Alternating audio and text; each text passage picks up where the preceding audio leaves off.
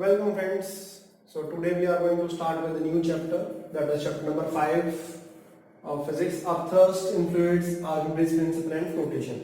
तो बच्चे इसमें हम क्या पढ़ेंगे कि हमारा अपथ्रस्ट क्या होता है, आर्किमिडीज प्रिंसिपल क्या होता है, फ्लोटेशन क्या होता है, इसके अंदर अलग अलग कंडीशंस क्या है. सो अपथ्रस्ट क्या है, what is upthrust? Upthrust is a upward force. It is a upward force exerted by a fluid,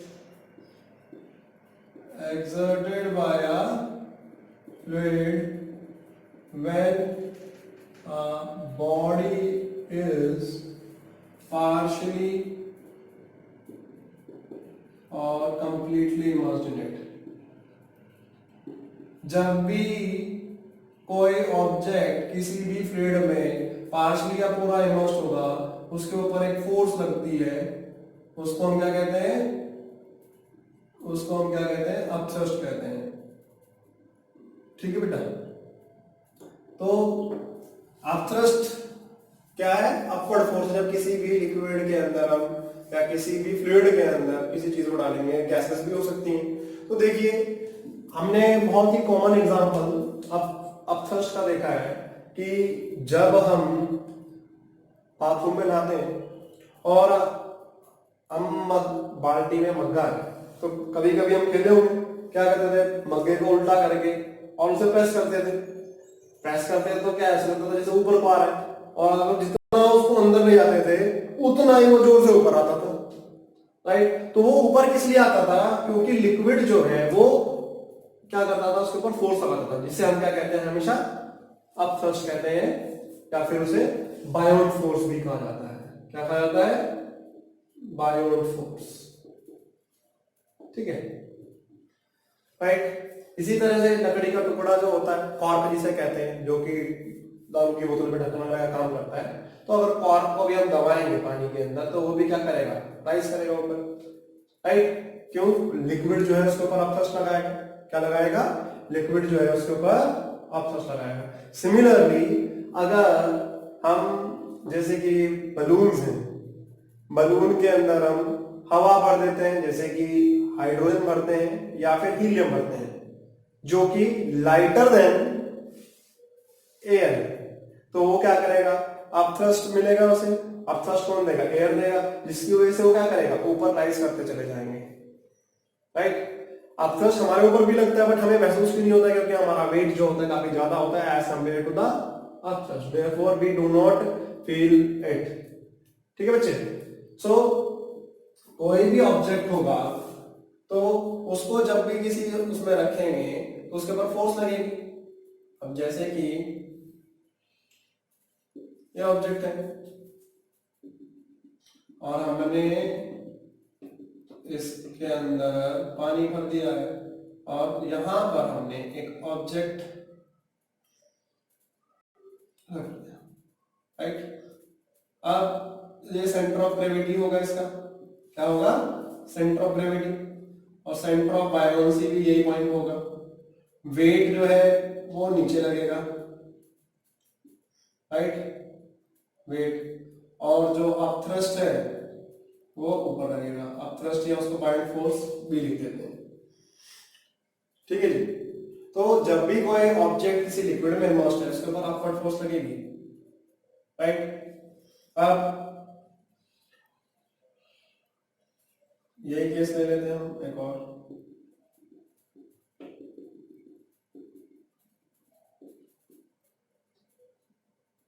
हमारे पास ऑब्जेक्ट है. राइट. ऑब्जेक्ट है और वो सिर्फ सरफेस पे ही आ गया. ये सेंटर ऑफ ग्रेविटी और सेंटर ऑफ बायोन्सी है. राइट. वेट तो नीचे को लगेगा और force, upward force, Biot force ऊपर को लगेगी. ये जो है सरफेस पे फ्लोट करेगा. ये केस कब है? जब हमारे पास वेट जो है ग्रेटर देन क्या है? बायोट फोर्स है. So object will sink when the buoyant force is less than the weight. Right. तो फ्लोटेशन क्या होता है बेटा? What is flotation? Law of flotation क्या कहता है? लॉ ऑफ फ्लोटेशन ये कहता है कि कोई भी ऑब्जेक्ट जो है वो जो फ्लोट करेगा वो लॉ ऑफ फ्लोटेशन क्या कहता है कि weight of the body is equal to the weight of the liquid displaced, right. ये लॉ ऑफ फ्लोटेशन कहता है।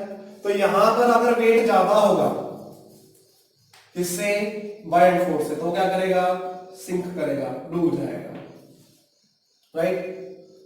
ओके, यहां पर क्या है, वेट जो है बायएंड फोर्स के बराबर है, तो मेजोरिटी पोर्शन क्या है, सारा का सारा वो सरफेस के अंदर रहेगा, सिर्फ सरफेस पे टच करेगा। क्यों, अपेरेंट वेट जो लॉस में वेस्ट होगा बायएंड फोर्स के कारण वो बराबर होगा wait of the liquid displace के, राइट। फिर तीसरा केस क्या बनता है कि हम क्या करते हैं कि हमारे जो बायएंड फोर्स है वो ज्यादा है, क्या बायएंड फोर्स जो है वो ज्यादा है, तो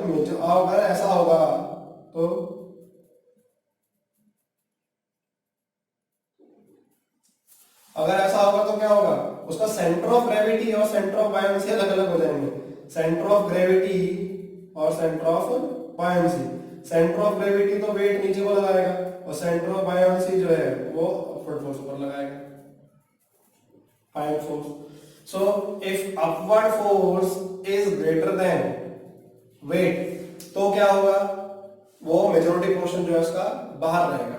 अब कितना बाहर रहेगा, कितना अंदर रहेगा, जितना वो लिक्विड डिस्प्लेस करके उसके अपेरेंट वेट के बाहर होएगा उतना अंदर रहेगा, मतलब बाकी सारा का सारा बाहर रहेगा, राइट। इसको हम डेंसिटी के बेस पे भी कह सकते हैं, राइट। अगर डेंसिटी के हिसाब से करें कि कोई चीज डूबेगी या तैरेगी, ठीक है, वो किसके ऊपर डिपेंड करेगा, डेंसिटी के ऊपर करेगा। If density of a solid is less than density of liquid, अगर density of solid density of liquid से क्या होगी, कम होगी, तो वो क्या कर जाएगा, डूब जाएगा कि तैरेगा, it will float, it will float. अगर डेंसिटी कम होगी सॉलिड की लिक्विड से तो वो तैरेगा। If density is greater than the density of liquid, greater than density of liquid, तो इस केस में क्या होगा, it will sink, it will sink, ठीक है। और अगर डेंसिटी बराबर होगी, if density is equal to, तो क्या होगा, जस्ट फ्लोट करेगा सरफेस पे, राइट। क्या करेगा, जस्ट सरफेस के ऊपर फ्लोट करेगा, ठीक है बच्चे। सो फ्लोटेशन क्या था, the weight of the liquid displace जो होता है, wait of the liquid wait of the body के बराबर हो जाता है, तो उसको हम फ्लोटेशन कहते हैं। तो अब मान के चलो हमें बायएंड फोर्स को देखना है कि बायएंड फोर्स के फीचर्स क्या है, बायएंड फोर्स कैसे, क्या क्या कैरेक्टरिस्टिक्स है। तो जितनी ज्यादा हमारी क्या होगी, जितनी ज्यादा वॉल्यूम डिस्प्लेस्ड होगी उतना ज्यादा क्या होगा, अपथ्रस्ट होगा, राइट। क्या होगा, larger the volume displaced, more is the upthrust, upthrust क्या होगा, ज्यादा होगा, जितनी ज्यादा वॉल्यूम डिस्प्लेस होगी, राइट। जैसे कि हमारे पास एक लोहे की कील है और एक लोहे का जहाज है, तो लोहे की कील जो होती है वो डूब जाती है, बट लोहे का जहाज नहीं डूबता है। क्यों, क्योंकि लोहे की कील जो होती है सॉलिड, उसके वॉल्यूम जो होते हैं, डेंसिटी जो होती है वाटर से ज्यादा होती है, आयरन से बना डूब जाएगा। जब भी आयरन से बना हुआ जहाज क्यों नहीं डूबता है, क्योंकि वो होलो होता है और उसकी एवरेज डेंसिटी जो होती है वो पानी से कम होती है। क्यों, होलो होता है तो उसमें एयर आ जाती है, एयर की वजह से क्या आ जाता है, उसकी एवरेज डेंसिटी पानी से कम हो जाती है और इसलिए वो फ्लोट कर जाता है, राइट। फिर किस पर डिपेंड करेगा, डेंसिटी के ऊपर, अब हमारे पास क्या कर रहा है कि दो लिक्विड है अलग अलग। सपोज हम बात कर लेते हैं, वाटर है, रेन वाटर है, हमारे पास रिवर वाटर है और सी वाटर है। तो डेंसिटी जिसकी ज्यादा है वहां पर अपथ्रस्ट क्या होगा, ज्यादा होगा। क्या होगा, where the density is more the upthrust will be more. ठीक है। अब या फिर हम इसका एग्जांपल ले लेते हैं कि जो हमारे पास वॉल्यूम डिस्प्लेस्ड है वो बराबर होगी, राइट। इसके लिए कैसा है कि सपोज हमारे पास क्या होता है कि पत्थर है, राइट, एक पेबल है और एक हमारे पास क्या है, फेदर है। क्या है, फेदर। और सेम वेट है, राइट। अब दोनों को छोड़ेंगे तो दोनों को छोड़ेंगे एयर में, तो पेबल जो है जल्दी आएगा नीचे और जो फेदर है वो लेट में आएगा। क्यों, इसका सरफेस एरिया ज्यादा है तो इस पे अपथ्रस्ट ज्यादा लगेगा। अपथ्रस्ट ज्यादा लगेगा तो ये क्या होगा, देर से आएगा। बट अगर वैक्यूम में छोड़ेंगे दोनों साथ में आएंगे क्योंकि वहां पे अपथ्रस्ट नहीं होता है। क्या नहीं होता है, अपथ्रस्ट नहीं होता है। ठीक है। फिर उसके बाद जो हमारे पास अपथ्रस्ट है वो हमेशा कहां एक्ट करता है, सेंटर ऑफ बायोन्सी पे एक्ट करता है। कहां पे एक्ट करता है, it acts on centre of buoyancy, जो मैंने पीछे डायग्राम में बनाया था वहां पर एक्ट करता है। और वो वेट चेंज कब कर जाता है, जब हमारी क्या होती है, अपथ्रस्ट ज्यादा हो जाता है। किससे, वेट से। तो हमारा सेंटर ऑफ ग्रेविटी और सेंटर ऑफ बायोन्सी अलग हो जाता है। अदरवाइज हमारा सेंटर ऑफ ग्रेविटी और सेंटर ऑफ बायोन्सी क्या रहता है, सेम रहता है। ठीक है बच्चे। अब हमारा जो अपथ्रस्ट है, क्या है, अपथ्रस्ट इज वी रो जी। हमें प्रूव करना है कि जो हमारा अपथ्रस्ट है वो फोर्स है, राइट। क्या है, अपथ्रस्ट इज अ फोर्स। अब फोर्स होता है तो अपथ्रस्ट जो है, अपथ्रस्ट वो हमारे पास क्या होता है, वी रो जी। ये हमें प्रूफ करना है, राइट, कि अपथ्रस्ट वी रो जी।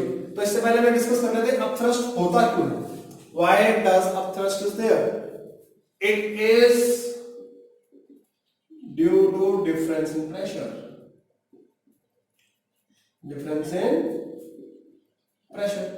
जैसे कि मान के चलो कि मेरे पास एक कंटेनर है, राइट, और इसके अंदर मैंने क्या किया, एक सॉलिड डाल दिया, राइट। अब यहां पर प्रेशर P1 लग एक्ट करेगा और यहां से प्रेशर P2 एक्ट करेगा। ये इसकी हाइट कम है, H1 है, इसकी हाइट यहां से यहां तक H2 है। तो जिसकी डेप्थ ज्यादा होती है, हमने पढ़ा था पिछले चैप्टर में कि as the depth increase the pressure increase, तो P2 will be greater than P1, तो नेट फोर्स डिफरेंस आएगा यहां पर। जबकि यहां पर लेटरल जो है यहां पर बराबर होगा।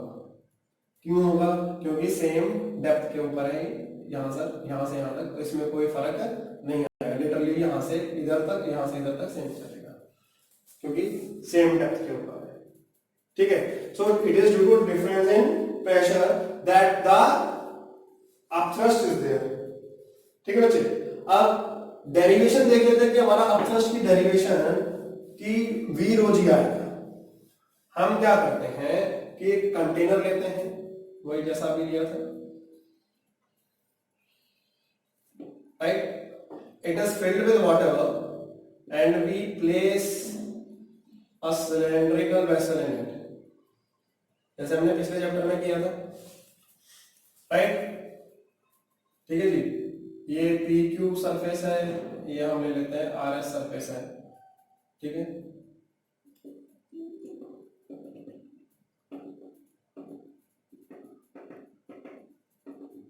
और ये हमारे पास हमने लिक्विड में भर दिया है, ये लिक्विड में डाला हुआ है।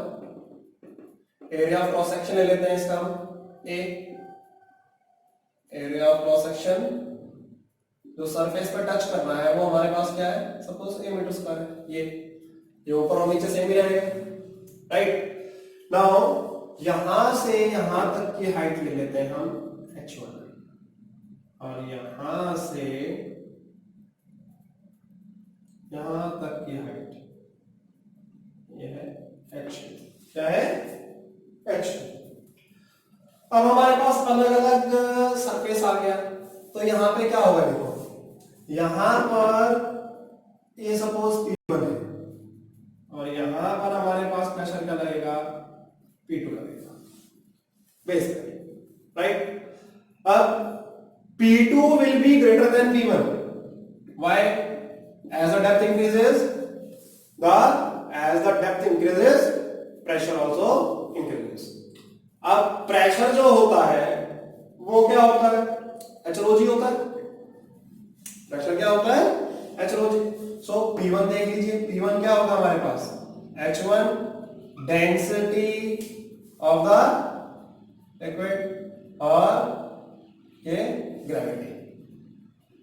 P2 क्या होगा, H2 रो G। हमारे पास P1 और P2 आ गया, क्या आ गया, P1 और P2। अब हमारे पास P1 और P2 है, और P2 जो है हमारा बड़ा है किससे, P1 से। P2 किससे बड़ा है, P1 से। अब जो फोर्स होती है, फोर्स क्या होती है, फोर्स देखो हमारा फॉर्मूला क्या था, pressure is equal to force upon area. तो फोर्स क्या होगी, force is equal to pressure into area. क्या होगा, force is equal to pressure into area, right. So जो अपवर्ड फोर्स एक्ट करेगी यहां पर, क्या, जो अपवर्ड फोर्स एक्ट करेगी जिसे हम बायोंड फोर्स कहते हैं, वो क्या होगी। तो पहले हम प्रेशर 1 और P2 पे लगा लेते हैं, यहां पर F1 देखते हैं, यहां पर F2 देखते हैं। F1 कितना हो जाएगा, H1 रो जी ए, और यहां पर H2 रो जी ए, राइट और नॉट, ठीक है। अब ये देखिए कि हमारे पास अपथ्रस्ट जो होगा वो due to difference in pressure के कारण एक्ट करता है। सो P2 is greater then 1 P1, तो हमारे पास क्या आ जाएगा, P2 माइनस P1। क्या आएगा, P2 माइनस P1 प्रेशर। तो हमारा जो नेट अपथ्रस्ट आएगा वो क्या होगा, अपथ्रस्ट क्या होता है, डिफरेंस इन प्रेशर के कारण जो फोर्स आती है, तो अपथ्रस्ट जो होगा वो क्या होगा, F2 माइनस F1। अब F2 हमारे पास क्या है, H2 रो जी ए माइनस H1 रो जी ए। तो हमारे पास क्या कॉमन आ गया, देखिए H2 माइनस H1 ए रो जी, राइट। अब area into height is volume, तो V रो जी। तो हमारे पास अपवर्ड फोर्स जो आ गई वो क्या आ गई, V रो जी आ गई। अब V रो जी हमारे पास फोर्स आ गई।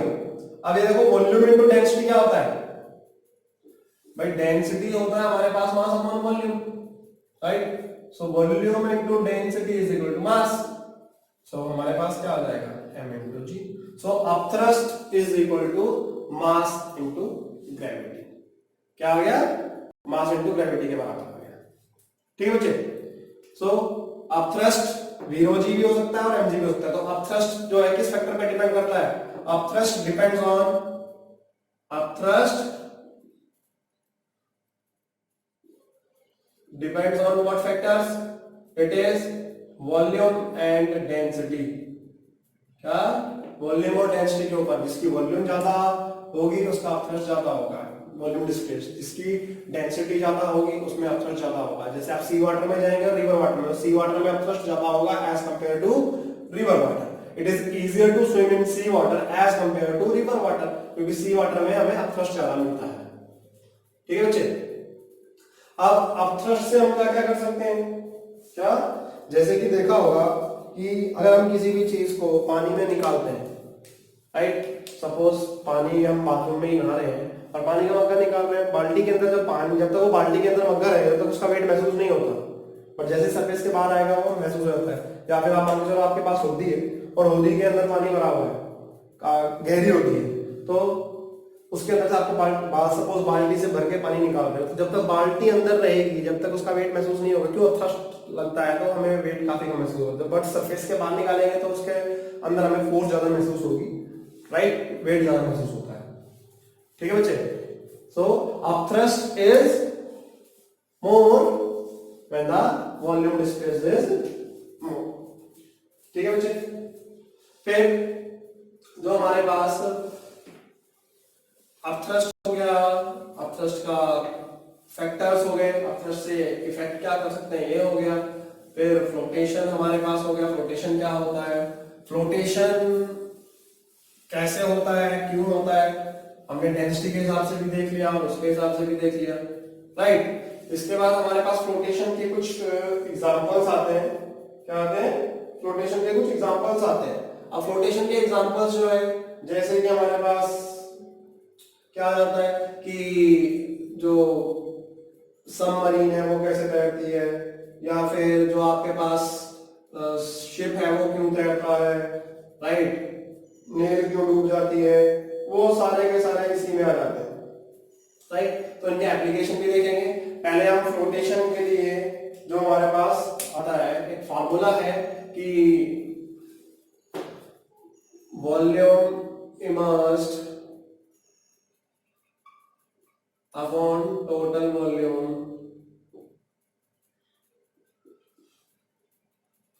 is equal to density of solid upon density of a liquid, या फिर volume of the density of the body upon density of the liquid, right. So volume immersed, इसका मतलब क्या है, जैसे कि हमने किसी भी ऑब्जेक्ट को डाला, राइट, कोई भी बॉडी है वो फ्लोट कर रही है, तो वो क्या कर रही है, मैंने बताया according to law of flotation weight of the body is equal to the weight of the liquid displaced by it, right?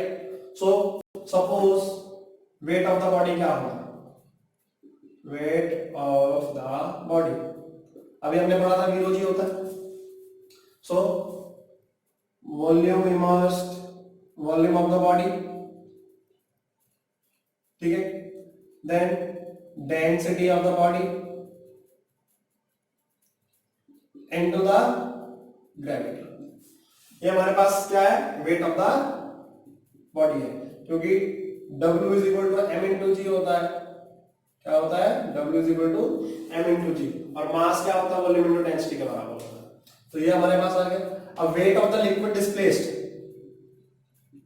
Wait of liquid displaced क्या आएगा, weight of the liquid displaced क्या आएगा, वॉल्यूम ऑफ द लिक्विड क्या आएगा, volume of the liquid displaced, volume of the liquid displaced into density of liquid into gravity, right और not. तो अब ये देखिए कि हमारे पास according to law of floatation W is equal to F B, अब weight of the liquid displaced किसके बराबर होता है, बाउंड फोर्स के बराबर होता है, राइट। अब यहां पर क्या आ गया, volume of solid into density of solid into gravity is equal to volume of liquid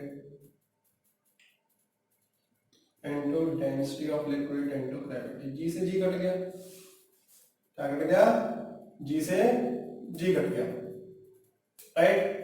अब यहां पे क्या आ जाएगा, देखिए कि volume of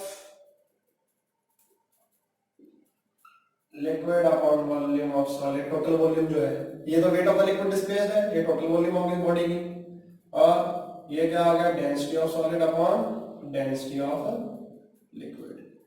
this is important formula है, कैलकुलेशन में काम आता है काफी जगह, right. Density of solid upon density of liquid is equal to volume immersed upon total volume of the body.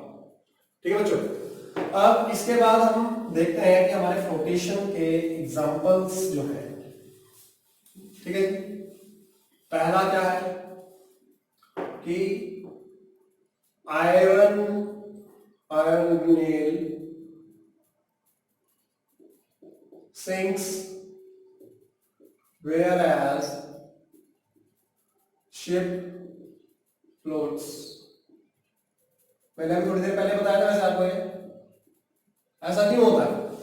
Iron जो होता है उसकी डेंसिटी जो होती है वाटर से क्या होती है, ज्यादा होती है। अब वाटर से ज्यादा होती है इसलिए आयरन नेल जो होती है वो सॉलिड है, वो डूब जाएगी। जबकि शिप जो होता है वो भी आयरन से बना हुआ है, बट वो कैसा होता है, होलो होता है।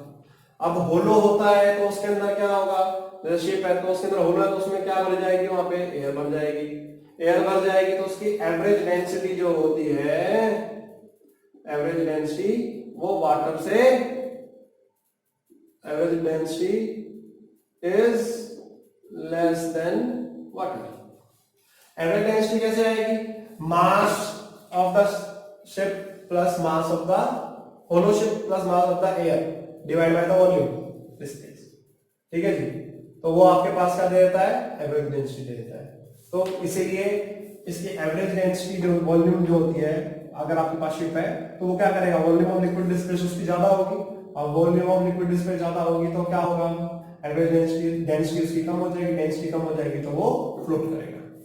राइट, अब शिप जो है जब फ्लोट करता है तो रिवर वाटर में और सी वाटर में दोनों में अलग है।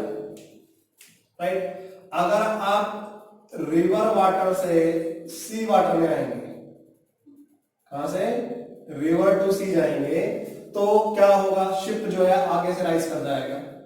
क्यों राइज करेगा, क्योंकि सी की डेंसिटी ज्यादा है, डेंसिटी ज्यादा है तो अपथ्रस्ट ज्यादा होगा, अपथ्रस्ट ज्यादा होगा तो ऊपर जाएगा, और जब यहां पे क्या करेगा, राइज करेगा।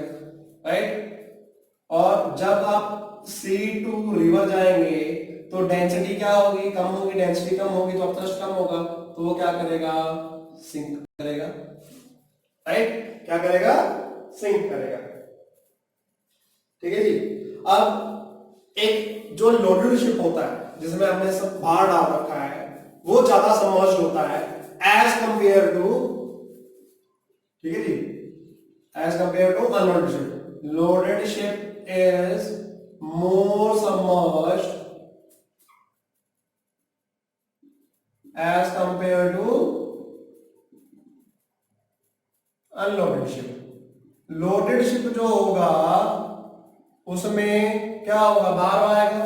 अब उसमें बाहर डाल दिया तो क्या होगा, उसका सेंटर ऑफ ग्रेविटी जो है वो क्या हो जाएगा, नीचे रहता है, तो उसमें क्या होता है, वेट ज्यादा हो तो वॉल्यूम क्या करेगा, डिस्प्लेस करेगा। ठीक है जी, ओके, तो वेट ऑफ द जो है उसका वेट बढ़ जाएगा, तो वेट बढ़ जाएगा तो wait of the liquid water displace जो होगा वो भी ज्यादा होगा। ठीक है, तो उसको बैलेंस करने के लिए क्या करता है, बहुत ज्यादा डिस्प्लेस करेगा तो अपथ्रस्ट ज्यादा होता है। ठीक है, ओके, फिर जब भी शिप को हम लोड करते हैं तो उसमें एक व्हाइट कलर की लाइनिंग होती है, राइट, व्हाइट कलर की, जिसको हम शिप में होती है ये,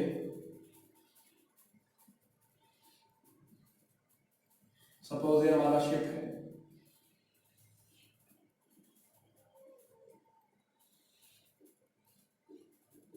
व्हाइट कलर की लाइन होती है, प्लिमसोल लाइन कहते हैं। ठीक है, तो जब भी इसको लोड किया जाता है शिप को, तो वो इस तरह से, क्योंकि रिवर वाटर में होता है तो उसकी डेंसिटी कम होती है, तो वो यहां तक देखा जाता है कि वो इस जब तक यहां तक आ रहा है, वेट डाल रहे हैं तो यहां तक ही आना चाहिए, इससे ज्यादा आ जाएगा तो उसके डूबने के चांस होते हैं। और जब ये रिवर वाटर से सी वाटर में जाता है तो अपथ्रस्ट मिलेगा तो वो ऊपर आ जाता है, क्या आता है, ऊपर आ जाता है। अब आपके पास एक खाली शिप है, अनलोडेड शिप है, तो उसका सेंटर ऑफ ग्रेविटी जो है वो क्या आ जाता है, ऊपर आ जाता है। अब सेंटर ऑफ ग्रेविटी ऊपर आ जाता है तो क्या होगा, उसको टॉपलिंग डाउन मींस वो पलट सकता है विद अ स्ट्रॉन्ग विंड। तो उसको रोकने के लिए क्या करते हैं, जो शिप होता है उसके अंदर जो सैंड होता है या स्टोन्स होते हैं वो भर देते हैं, उन्हें बलास्ट किया जाता है, क्या कहते हैं, बलास्ट कहते हैं। राइट, सैंड या स्टोन से भर देते हैं, किससे, सैंड या स्टोन से भर देते हैं, ताकि उसका सेंटर ऑफ ग्रेविटी नीचे हो जाएगा, और सेंटर ऑफ ग्रेविटी नीचे हो जाएगा तो वो क्या करेगा, तो अप एंड डाउन नहीं करेगा, उसका बैलेंस बना रहेगा, इक्विलिब्रियम में बना रहेगा। राइट, ये तो हमारे पास किसके लिए था, शिप के रिगार्डिंग था। इसके बाद हम बात करते हैं human is able to float on the surface of water. ठीक है, ह्यूमन बॉडी जो होती है, क्या, human body is able to float on the surface of water. आप सरफेस ऑफ वाटर पे कब फ्लोट करता है, ऐसे नहीं आप सीधे कूदोगे तो डूब जाओगे। What you have to do, जब हमें स्विम करना होता है तो हम क्या करते हैं, we continuously fill air in lungs. जब हम हवा लंग में भरते हैं तो हवा भरते हैं तो उसके कारण क्या होता है, हमारी जो डेंसिटी होती है वो कम हो जाती है। अब डेंसिटी कम हो जाती है तो हम वाटर पे फ्लोट करते हैं। वैसे हमारी हल्की सी वाटर से डेंसिटी ज्यादा होती है, but when we fill air in the lungs then we become parallel to the density of the water, therefore we do not sink। जब हम स्विम करते हैं तो हल्के से एफर्ट से हम स्विम कर सकते हैं। ठीक है बच्चे, तो स्विम जब करेंगे तो क्या होगा कि ह्यूमन बॉडी जो फ्लोट कर रही है वो किसकी वजह से कर रही है, क्योंकि एवरेज डेंसिटी जो होती है वो बराबर आ जाती है। राइट, नॉर्मल देखा जाए तो हमारे पास 1.07 हमारी एवरेज डेंसिटी होती है। अब ये एवरेज डेंसिटी जो होती है वैसे वेरी करती है अलग अलग ह्यूमन की बोन स्ट्रक्चर पर, वॉल्यूम कितनी है, साइज कितना, उसके हिसाब से, बट ऑन एवरेज हम ये मान के चलते हैं ह्यूमन बीइंग कितनी है। और वाटर की डेंसिटी होती है 1 ग्राम पर सेंटीमीटर क्यूब होती है। कितनी होती है, 1 ग्राम पर सेंटीमीटर क्यूब। तो हम कैसे एयर भरते ही हमारी डेंसिटी उसके बराबर होती है तो हम फ्लोट कर सकते हैं। या फिर आप क्या करें, आपको बिल्कुल भी कुछ एफर्ट नहीं डालने हैं तो आप क्या करो, आप अपने लंग्स में हवा भरो और लौट जाओ सांस को रोक के। जब तक आप अपना सांस रोकेंगे आप पानी में डूब नहीं सकते हैं। क्यों, आपकी डेंसिटी पानी के बराबर होती है और आप बॉडी के ऊपर जो लिक्विड होता है उसके ऊपर आप फ्लोट करते रहते हो। ठीक है बच्चे, ओके। फिर अब वही मैंने आपको बताया था कि स्विम करना है तो स्विम किस में आसानी रहेगी, सी वाटर में रहेगी, रिवर वाटर में रहेगी। It is easier to swim in sea water as compared to river water। क्यों भाई, ऐसा क्यों होगा, क्योंकि सी में क्या होगा, अपथ्रस्ट ज्यादा होगा। क्यों होगा, क्योंकि इसकी डेंसिटी ज्यादा होती है पानी से। वाटर की डेंसिटी 1 ग्राम पर सेंटीमीटर क्यूब होती है, कितनी होती है 0.026 सी वाटर की। और रिवर जो हमारे पास नॉर्मल वाटर होता है उसकी कितनी होती है 1 ग्राम पर सेंटीमीटर। तो इसका डेंसिटी ज्यादा है तो क्या होगा, अपथ्रस्ट ज्यादा होगा। अपथ्रस्ट ज्यादा होगा तो आसानी से हम स्विम कर सकते हैं किसके अंदर, सी वाटर के। ठीक है बच्चे, फिर सबमरीन्स। सबमरीन्स जो होती है, सबमरीन क्या होती है बच्चा, पनडुब्बी होती है। अब पनडुब्बी जो होती है ये काम पानी के सरफेस के ऊपर भी चल सकती है और पानी के सरफेस के अंदर भी जा सकती है। अब अगर इसको पानी के सरफेस के अंदर जाना है, पानी के सरफेस के अंदर जाना है तो क्या करेगा, सबमरीन में बैलिस्टिक टैंक्स होते हैं। राइट, क्या होते हैं, बैलिस्टिक टैंक्स। उन बैलिस्टिक टैंक्स को हम वाटर से भर देते हैं। ठीक है, जब बैलिस्टिक टैंक को भर देंगे तो उसकी डेंसिटी ज्यादा हो जाएगी। अब डेंसिटी ज्यादा हो जाएगी तो वो सिंक कर जाएगा। अब सपोज उसको क्या करना है, सरफेस के ऊपर आना है। सरफेस के ऊपर आए तो क्या, बैलिस्टिक टैंक को खाली कर देंगे। अब खाली करेंगे तो कॉम्प्रेस्ड एयर आ जाएगी, उसमें उसकी डेंसिटी कम हो जाएगी और वो सरफेस के ऊपर आ जाएगी। राइट, सो सबमरीन कैसे ऊपर नीचे चलती है, with the help of ballistic tanks. Ballistic tanks अगर भर दिए जाएंगे तो डेंसिटी ज्यादा हो जाएगी, वो नीचे चला जाएगा, नीचे चला जाएगा तो डूब जाएगा। राइट, और उसको ऊपर आना है तो बैलिस्टिक टैंक को खाली कर देंगे, उसमें कॉम्प्रेस्ड एयर आ जाएगी, कॉम्प्रेस्ड एयर आ जाएगी, डेंसिटी उसकी कम हो जाएगी, वो सरफेस के ऊपर आ जाएगी। ठीक है बच्चे, फिर जो फ्लोटिंग ऑफ आइस,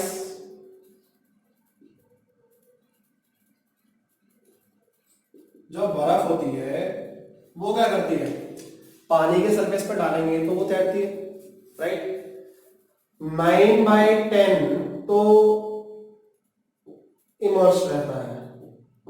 राइट, क्या रहता है, इमर्स्ड, और 1/10 जो रहता है वो ऊपर रहता है, ऑन अबव द सरफेस। ठीक है जी। बर्फ जो है 9/10 पार्ट तो अंदर रहती है और 1/10 पार्ट बाहर रहती है। क्यों? आइस की डेंसिटी जो होती है वो कितनी होती है, 0.917। क्या होती है, 0.917 ग्राम पर सेंटीमीटर क्यूब। तो बर्फ जो है हमेशा क्या करती है, पानी के सरफेस पे तैरती है। क्यों? उसकी डेंसिटी जो होती है पानी से कम होती है, राइट। अब वो देखिए कि जब बर्फ पिघलती है, तो जब बर्फ पिघलती है कभी भी सरफेस पे है तो उसका वाटर लेवल चेंज नहीं होता है। क्यों? क्योंकि वो इक्वल अमाउंट में कांटेक्ट करती है, तो उतनी ही वॉल्यूम सरफेस पे आती है, इसलिए वाटर का लेवल कभी भी चेंज नहीं होता है। ठीक है बच्चे। फिर जो आपके व्हेल या फिश वगैरह होती हैं वो क्या करती हैं, वो भी सरफेस पे ऊपर आ सकती है, नीचे जा सकती हैं। वो भी कैसे डिपेंड करता है, डिपेंड करता है कि उन्हें कैसे काम करना है उस केसेस के ऊपर। So fish is able to swim on the surface of water, right? ठीक है। या फिर जो फिश है इज एबल टू फ्लोट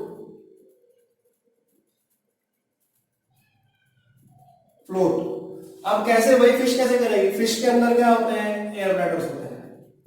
क्या होते हैं? एयर ब्लैडर होते हैं।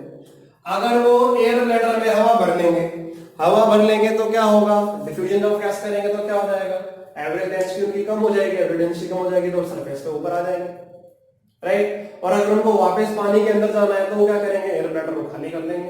एयर ब्लैडर को खाली कर देंगे तो क्या हो जाएगा, डेंसिटी उनकी ज्यादा हो जाएगी, डेंसिटी ज्यादा हो जाएगी और डेंसिटी तो पानी के अंदर चले जाएंगे। ठीक है। तो जो फिश वगैरह है वो वैसे करती हैं। फिर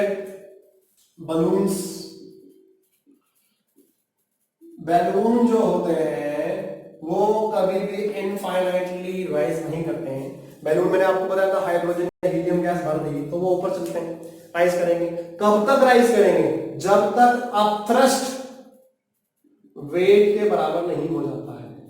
जब अपथ्रस्ट वेट के बराबर हो जाएगा उसके बाद वो राइज नहीं करते हैं, राइट। तो बैलून जो है जब हाइड्रोजन हीलियम भरते हैं तो वो राइज करते हैं। किस लिए करते हैं, क्योंकि उनके अंदर लाइटर गैस होती है, अपथ्रस्ट ज्यादा होता है, ऊपर चला जाता है। जब अपथ्रस्ट वेट के बाद, और जैसे जैसे आप ऊपर जाओगे तो क्या होगा, अपथ्रस्ट कम होता चला जाएगा। अपथ्रस्ट कम होगा, एक टाइम ऐसा आएगा कि अपथ्रस्ट वेट के बराबर हो जाएगा, उस टाइम उनका जो राइज है वो रुक जाता है, राइट। फिर आइसबर्ग्स, बर्फ के पहाड़, राइट। आइसबर्ग जो है ये भी क्या करते हैं, सेम 1/10 जो है बाहर रहता है, 9/10 अंदर रहता है।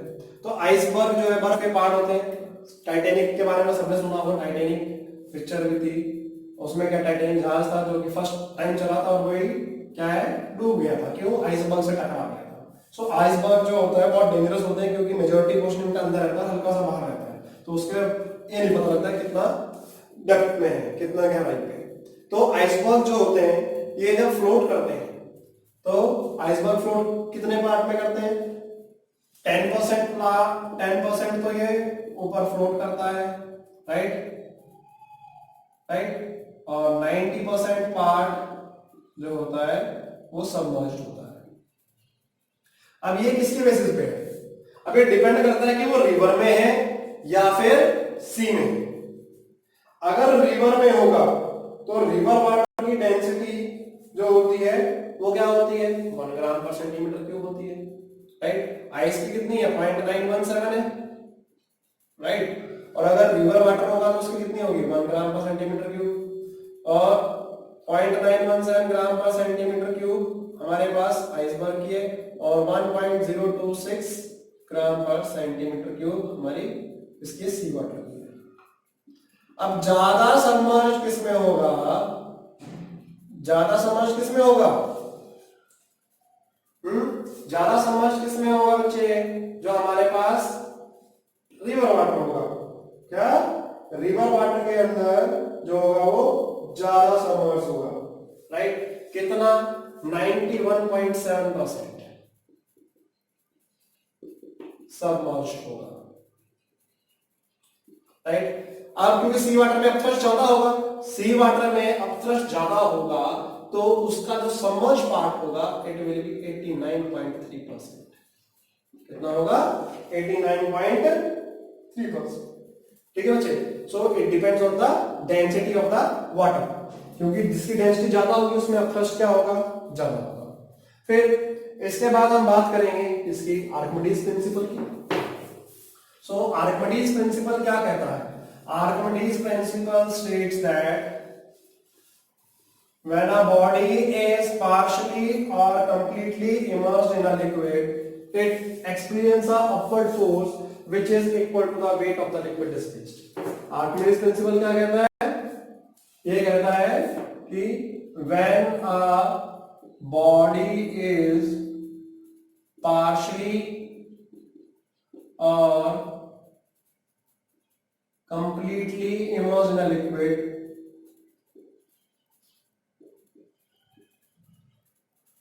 immersed in a liquid, it experiences a upward force which is equal to the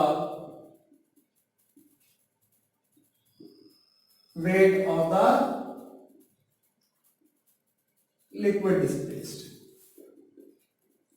मतलब क्या है? मतलब ये है कि जब भी हम किसी ऑब्जेक्ट को लिक्विड में डालेंगे, पूरी तरह से अंदर डाल देते हैं या थोड़ा सा डालते हैं, उसके ऊपर एक फोर्स लगती है और वो फोर्स किसके बराबर होती है? वो कितना वेट डिस्प्लेस कर रही है उसके बराबर होती है, राइट।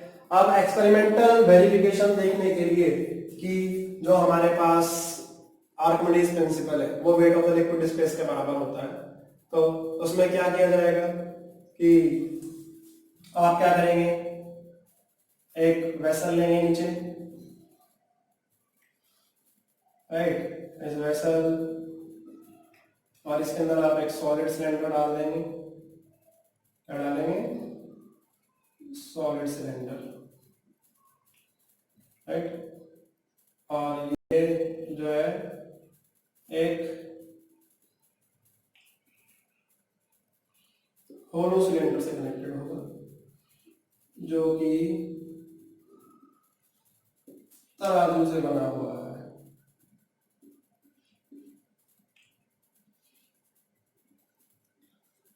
ठीक है जी। अब यहां पर दूसरा पढ़ना होगा, यहां पर वेट होगा। तो अब हम क्या करेंगे कि हमने डिपेंड देखना था कि हमारा जो wait of the Archimedes principal है वो wait of the liquid displaced है। हमने क्या किया कि पहले हमने तराजू को पानी में नहीं डाला, बाहर ही रखा, राइट। हमारा ये सॉलिड भी बाहर था और इधर, तो वो बराबर यहाँ पर भी इसमें कोई यहाँ पर वेट है, राइट। क्या है? वेट। अब इसको बैलेंस किया हुआ था, बट हमने क्या किया बाद में इसको तराजू को, ये हमारे पास सॉलिड सिलेंडर है, ये हमारे पास अंदर जो है ये सॉलिड है और ये जो बाहर है ये क्या है? होलो है। अब हमने क्या किया? इसको लिक्विड में डाल दिया। अब लिक्विड में डाला तो क्या होगा? अब थ्रस्ट मिलेगा। अब थ्रस्ट मिलेगा तो क्या होगा? ये ऊपर को जाएगा, ऊपर को जाएगा तो ये नीचे को आएगा, राइट। ये क्या आएगा? नीचे को आएगा, क्योंकि इधर बाहर ज्यादा हो जाएगा धक्का। अब ये देखने के लिए कि बाहर कितना हुआ है, तो जितना अब फर्स्ट ना wait of the liquid displace, जितना ये क्या उतना इसमें क्या होगा? फिर लेवल राइज करेगा जब हम इसके अंदर डाला। पहले अगर पानी कम था तो ये डाला तो ये पानी ऊपर आ गया। अब ये देखने के लिए कि उतना ही है, हमने क्या किया? जब होलो सिलेंडर इसमें क्या किया? वाटर डाला। अब वाटर डाला, जितना हमने वाटर डाला, ठीक है जी, उतना ही उसका wait of the liquid displace होगा, जब ये दोनों बराबर फिर वापस आ जाएंगे, राइट। सो अब थ्रस्ट किसके बराबर था? Weight of the liquid displace. और weight of the liquid displace कितना है? इतना होलो सिलेंडर में हमारे पास आ जाएगा, राइट। दूसरा, हम इसको एक्सपेरिमेंटली वेरीफाई कैसे कर सकते हैं कि हम क्या लेते हैं? एक स्प्रिंग बैलेंस ले लेंगे, राइट। और स्प्रिंग बैलेंस से हम क्या करेंगे? नीचे वेट, एक सॉलिड वेट टांग देंगे स्प्रिंग बैलेंस में, राइट। अब पहले इसका सॉलिड का वेट किया हमने सिंपल, राइट। इसके बाद क्या किया हमने, एक यूरेका कैन ली। यूरेका कैन कैसी होती है, उसमें ऐसा स्पाउट सा निकला रहता है, राइट। और इसको हमने पानी तक भर दिया, पूरे ब्रिम तक, राइट। अब ये सॉलिड को इसमें इमर्स करेंगे। अब सॉलिड को इमर्स करेंगे तो क्या होगा, इसमें से लिक्विड निकल के बाहर आएगा, क्योंकि ब्रिम तक भरा हुआ था यहाँ तक, इसके लेवल तक।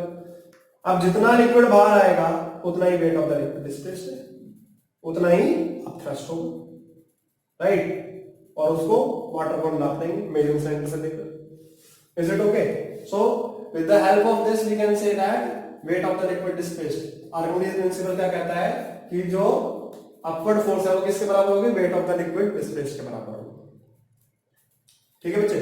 सो ये आर्किमिडीज प्रिंसिपल का हमारे पास क्या था, वेरिफिकेशन था। इसके बाद जो हमारे पास आता है वो टॉपिक है डेंसिटी का है, रिलेटिव डेंसिटी का है।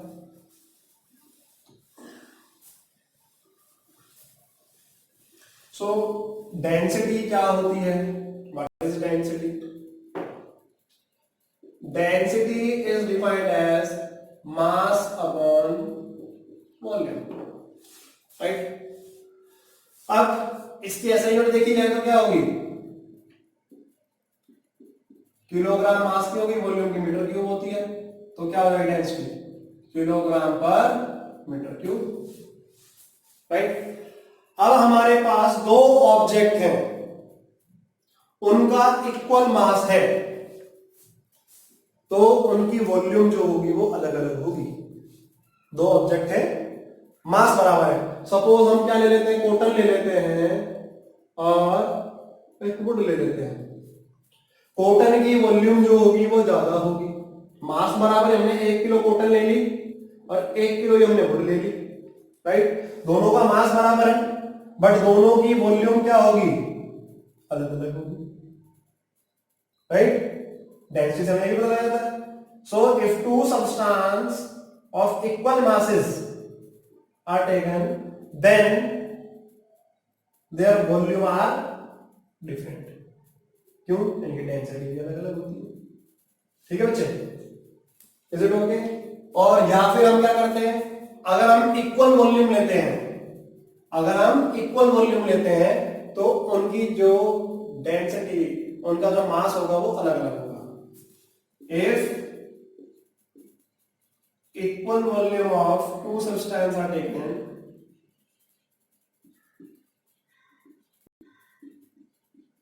ठीक है जी, if equal volume of two substances are taken, then their volume are different। मैं अगर हमने इक्वल वॉल्यूम ली है तो उनका मास जो होगा वो डिफरेंट होगा। पहले हमने क्या लिया था, equal mass. If equal mass of two substance are taken, then their volume are different.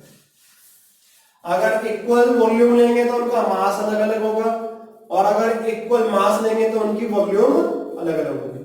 ठीक है? डेंसिटी जो होती है किलोग्राम पर मीटर क्यूब है एसआई में, सीजीएस के अंदर क्या आ जाती है, ग्राम पर सेंटीमीटर क्यूब। क्या आ जाती है, ग्राम पर सेंटीमीटर क्यूब। अब ये देखिए कि अगर मेरे को ग्राम पर सेंटीमीटर क्यूब को किलोग्राम पर मीटर क्यूब में करना है तो कैसे होगा। ठीक है जी। अब जैसे वाटर की डेंसिटी 1 ग्राम पर सेंटीमीटर क्यूब होती है सीजीएस में, और एसआई में क्या होती है 1000 kilogram per metre cube, right. So whenever we have to convert gram per centimetre cube to kilogram per metre cube, we have to multiply by 1000।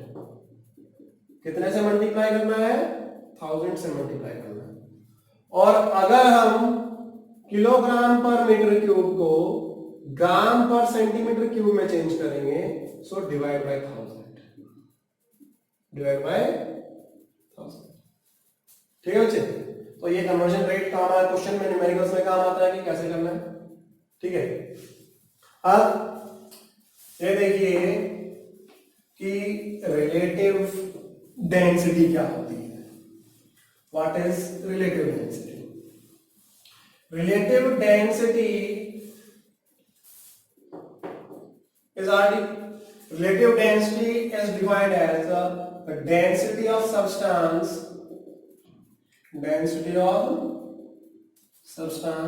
upon density of water at 4 degree Celsius.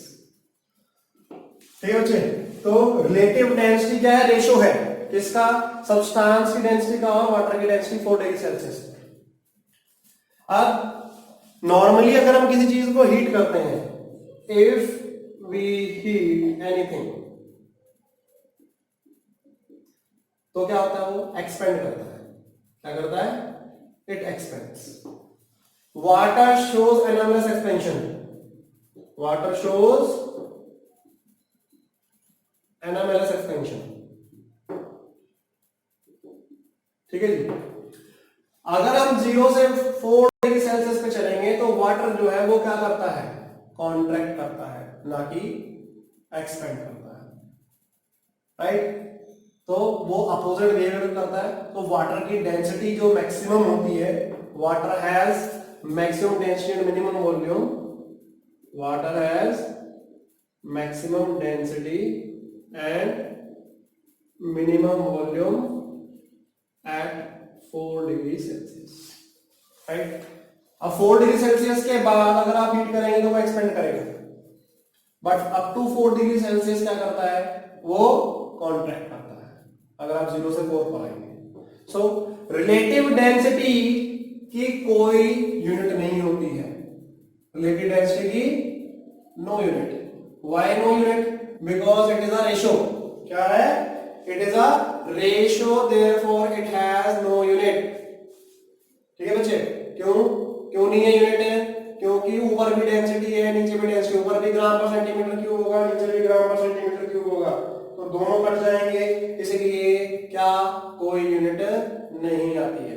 पूछ लेते हैं difference, density और relative density में क्या difference है। सो density जो होती है, डेंसिटी का क्या है?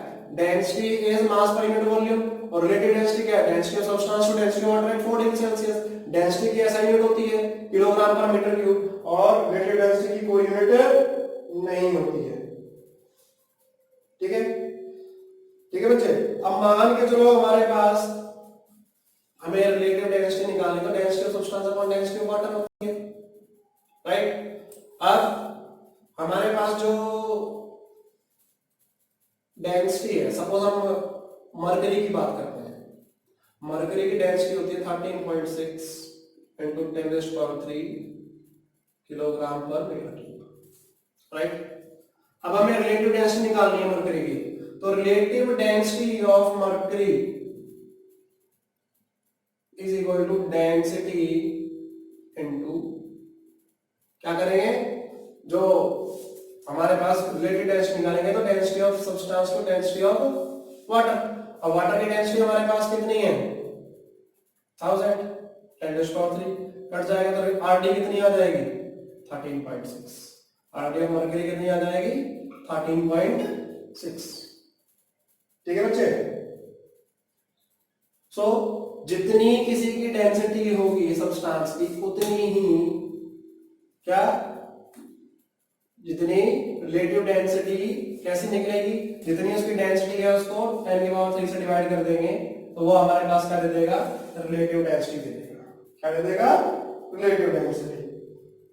ठीक है बच्चे? अब अलग अलग सब्सटेंस की अलग अलग रिलेटिव डेंसिटी होती है। ठीक है?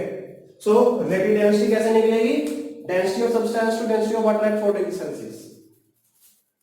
ठीक है? और अगर आपको डेंसिटी निकालने के लिए डेंसिटी दे रखी है, अगर आपको डेंसिटी ऑफ सब्सटेंस निकालनी है, density of substance is equal to क्या होगा? 1000 इंटू आरडी। क्या होगा? 1000 इंटू आरडी। रिलेटिव डेंसिटी को 1000 से मल्टीप्लाई कर दो तो डेंसिटी ऑफ सब्सटेंस निकल जाती है। ठीक है बच्चे?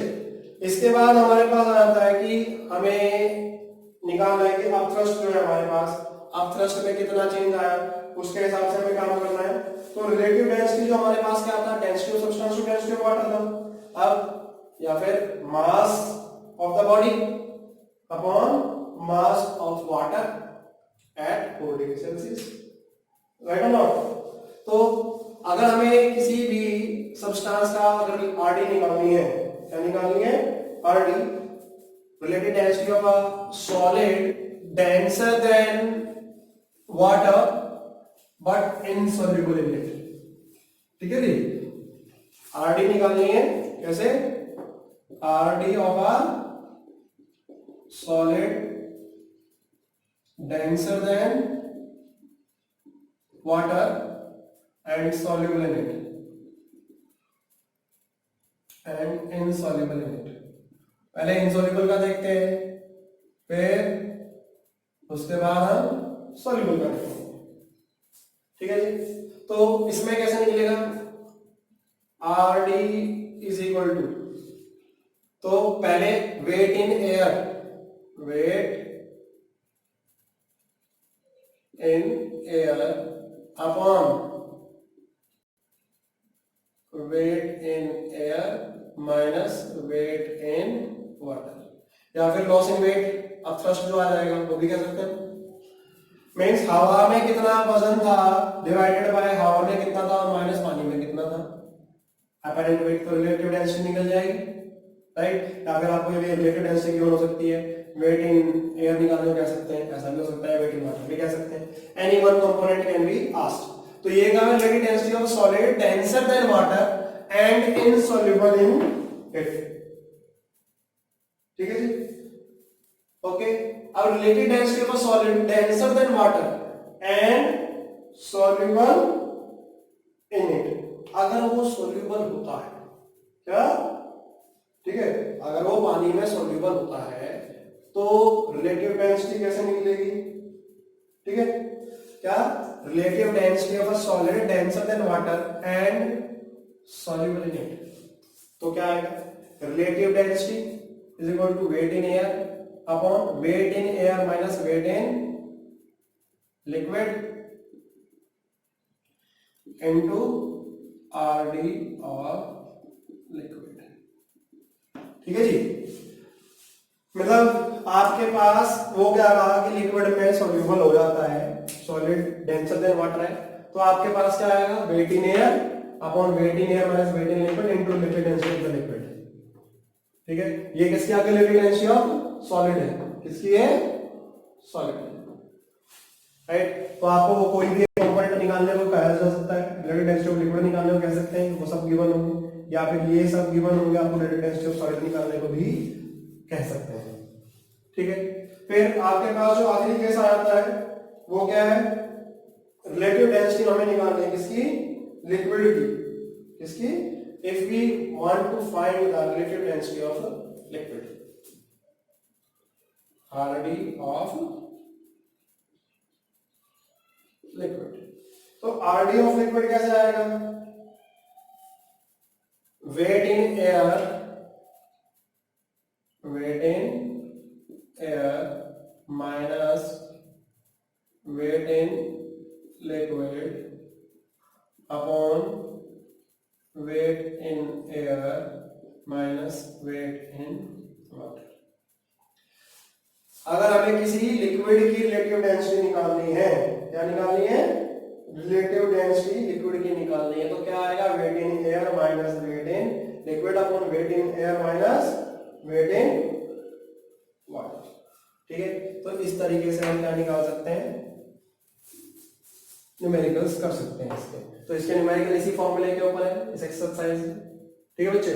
So that's all for the chapter. In the next lecture we will be starting with new chapter. Thank you.